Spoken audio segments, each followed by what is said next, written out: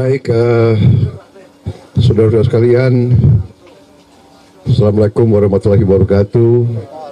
Salam sejahtera kita sekalian, Shalom, Om Swastiastu, Namo Buddhaya. Terima kasih.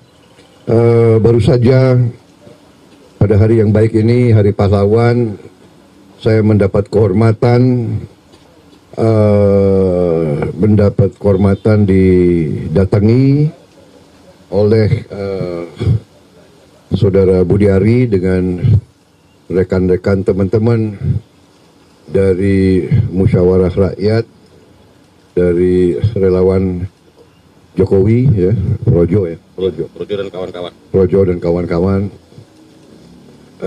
Sudah kita kontak beberapa kali ya, dan kita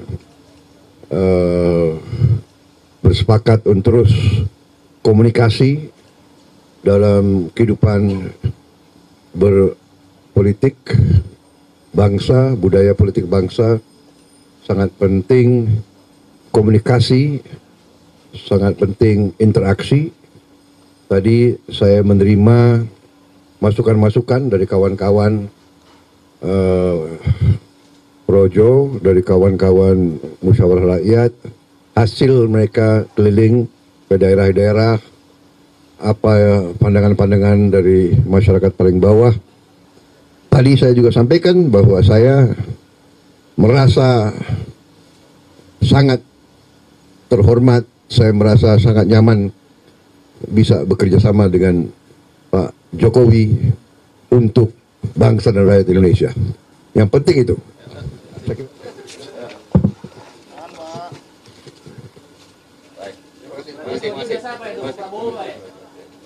Pokoknya kita ikut Pak Jokowi dukung Pak Prabowo, kita dukung.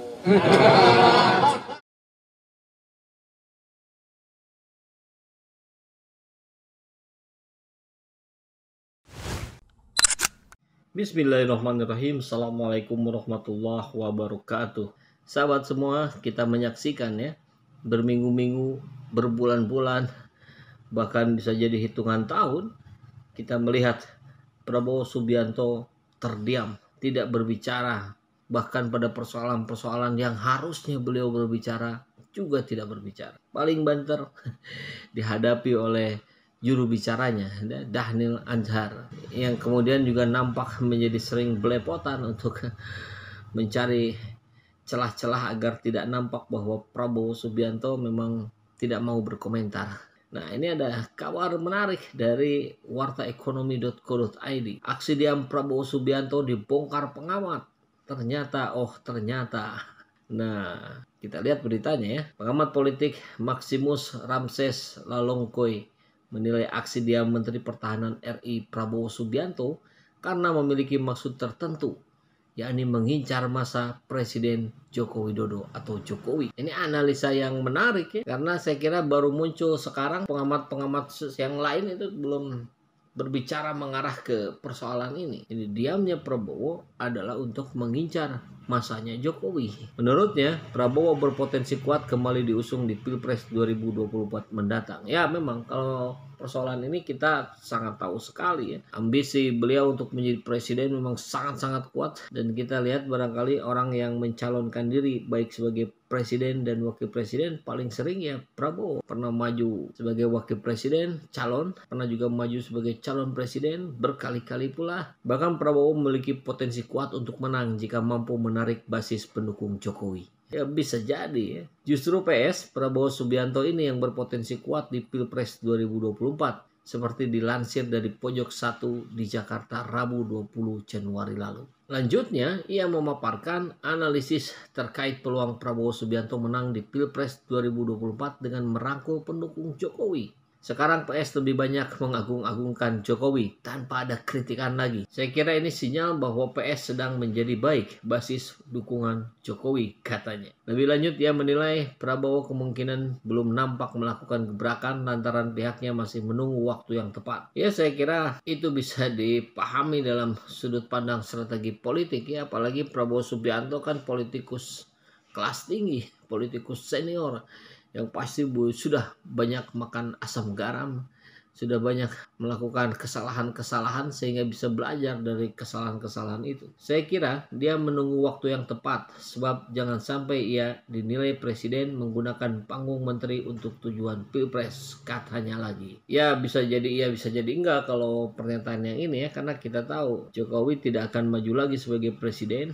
dan kalau memaksakan Gibran untuk naik menjadi presiden saya kira sangat terlalu mentah. Tapi kemudian siapa lagi klannya Jokowi kalau bukan Gibran? Kan barangkali ini harus dikembalikan lagi ke PDIP. Tapi ya di sisi lain saya kira kekuatan presiden tentu sangat besar. Dia bisa menghadang, dia bisa menghentikan manuver-manuver dari para politikus, terutama menteri yang sedang mencari celah, mencari panggung untuk kontestasi Pilpres 2024 nanti. Ia pun melihat sangat tidak efektif bagi Prabowo jika dicurigai bekerja sebagai menteri dalam suasana kepentingan politik. Kalau ini apalagi, saya kira semua orang, semua pihak akan saling mencurigai.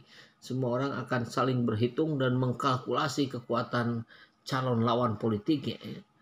AHY menilai Prabowo, Prabowo menghitung Anies Baswedan, Anies Baswedan memperkirakan manuver dari Ganjar Pranowo, Ganjar Pranowo menimbang-nimbang kekuatan Ridwan Kamil dan seterusnya.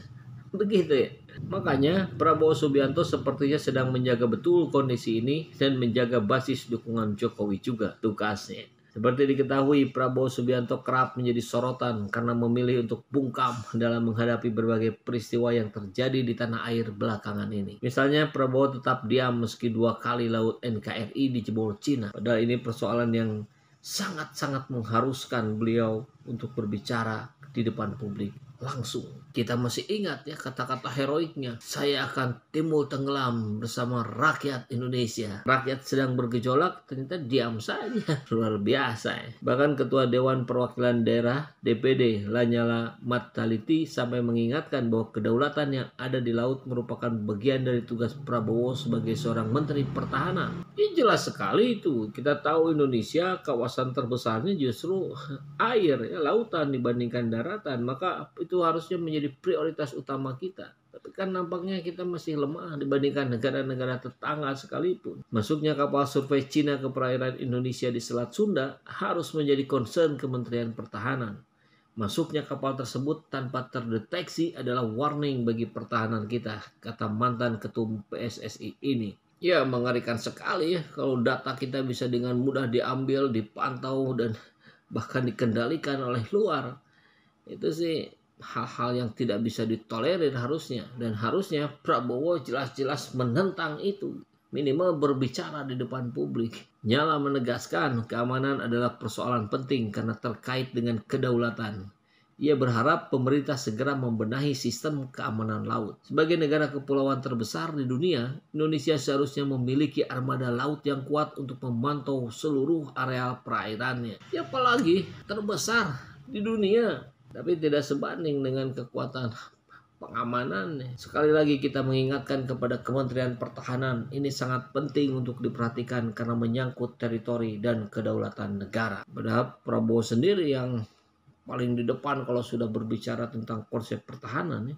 Nah, saat ini justru suara beliau dibutuhkan malah nggak ada ya. Ampun. Nah, bukan hanya Nyala, PKS yang di Pilpres 2014 dan 2019 jadi kendaraan Prabowo maju sebagai presiden, tak kalah kerasnya menyampaikan kritik.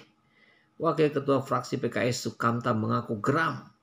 Kejadian seperti ini terus berulang tanpa ada tindakan tegas dari pemerintah. Ya, kita sudah hampir-hampir speechless nih.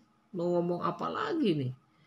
Rasanya sudah semua daya dan upaya dari para pengamat, bahkan rakyat jelata untuk mendorong, mengingatkan, tapi ternyata juga tidak ada pergerakan. Sukamta meminta pemerintah, khususnya Menhan, mengambil tegas terhadap pihak manapun yang mencoba menyelundupkan ke wilayah Indonesia. Bahkan dia meminta pemerintah mengambil langkah menenggelamkan kapal asing, seperti yang dulu sempat digaungkan mantan Menteri Kelautan dan Perikanan Susi Pujiastuti. Kalau perlu, tenggelamkan, kata Sukamta. Ya, jadi yang gregetan ini bukan hanya Lanyala ya, bukan hanya pengamat Ujang Komarudin misalkan, tapi bahkan rakyat jelata geram, gemes gitu. Kenapa sih nggak bicara-bicara ini? Ternyata kembali ke faktor awal tadi, barangkali kalau menggunakan perspektifnya pengamat yang mengatakan bahwa Prabowo diam untuk mengambil suaranya Jokowi, ya berarti itu strategi yang harus konsisten dia jalankan sampai satu saat di waktu, di momen tertentu, setelah berhitung dengan para penasehatnya dan ia dapatkan kesempatan untuk berbicara, dia akan berbicara dengan sangat lantang. Seperti kebiasaannya kalau Prabowo berbicara. Ya sudahlah, kami rakyat jelata kan bisa apa ya, yang kemarin banyak dari sahabat-sahabat kita kemudian terpukau dengan gaya dan retorikanya seorang Prabowo Subianto yang menyatakan akan terus bersama rakyat, tapi ternyata malah bergabung dengan lawan politiknya. Saya kira ini yang jarang terjadi di dunia. Di Indonesia mungkin juga baru hari ini. Dan kita dikagetkan dengan manuver-manuver politiknya. Tapi nggak apa-apa lah. Rakyat jelata kan sudah biasa ya. Bahkan oleh yang di bawahnya juga begitu kan. Para caleg-caleg gitu. Dijanjikan ini itu, kita percaya, kita coblos setelah jadi, kemudian sebaliknya perilakunya. Bukan membela rakyat, malah memakan hak rakyat. Seperti Juliari Batubara itu, atau seperti para politikus lain yang juga terjerat oleh OTT KPK. Ya hati-hati sajalah. Ini kalau rakyat sudah dizolimi dan kemudian berdoa, Allah mengabulkan doanya orang-orang yang terzalimi. Gimana nggak ngeri itu? Mudah-mudahan rakyat mendoakan kebaikan untuk para pemimpin yang belum amanah ya. Didoakan untuk menjadi amanah, bukan mendoakan kejelekan. Kalau itu terjadi, ya kasihan juga kan. Masih ada peluang setiap orang untuk berbalik arah, untuk bertobat. Mudah-mudahan, insya Allah.